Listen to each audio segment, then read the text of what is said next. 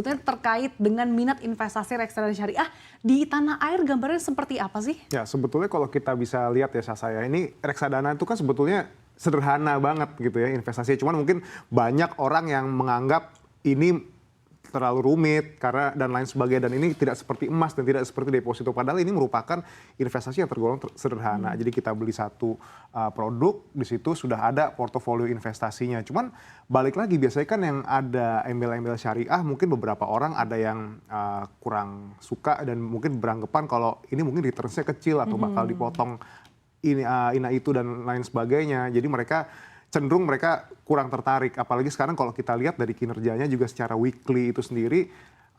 Tadi pagi ada artikel juga di CNBC ya, di situ memang kinerjanya agak sedikit tertekan gitu ya, untuk jangka pendek maupun dari jangka panjang juga ada. Oke, kalau pandangan Mas Praska, kalau dari segi return ini sebetulnya masih cukup menarik nggak sih kalau dilihat secara historisnya?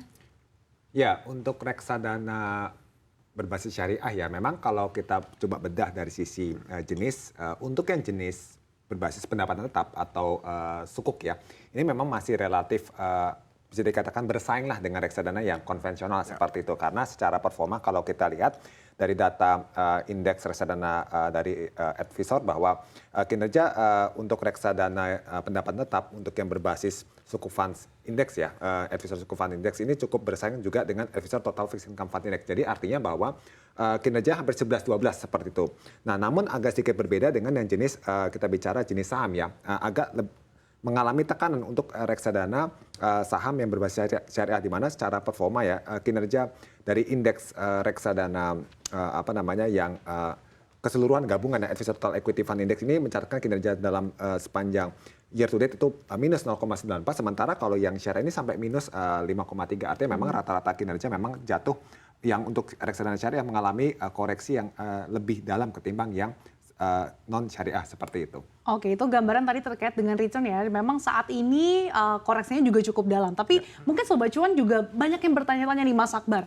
Apa sih bedanya reksadana syariah dengan reksadana konvensional gitu? Karena sebenarnya kalau dilihat kok mirip-mirip aja ya? Ya, sebetulnya sama-sama merupakan wadah investasi yang digunakan untuk menghimpun dana investor yang nanti bakal diinvestasikan lagi ke efek-efek itu ya. Ada efek pasar uang, ada saham, dan ada obligasi. Cuman bedanya kalau kita bicara di efeknya reksadana konvensional, di sana kan nggak dipertimbangkan aspek-aspek halalnya dan sesuai dengan syariat Islam. Tapi kalau di efek syariah, kita sendiri tahu bahwasanya ada saham syariah gitu, saham perusahaan-perusahaan yang memang secara bisnisnya tuh harus halal gitu, harus nggak ada yang bersifat perjudian, minuman keras dan lain sebagainya. Begitu pula juga yang namanya sukuk gitu ya.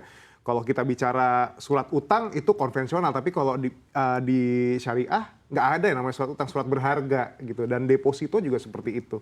Deposito syariah beda dengan deposito konvensional. Jadi sebetulnya yang membedakan adalah salah satunya di situ ya, di komposisi asetnya dan juga akadnya. Karena kalau kita bicara syariah dan yang konvensional itu akadnya pasti beda. Dari segi komposisi dan juga akadnya ya. Oke, kita kembali ke Mas Praska. Kalau terkait dengan investasi reksadana syariah, kalau dari advisor sendiri sebetulnya tren peningkatannya seperti apa sih, terutama dari segi dana kelolaannya?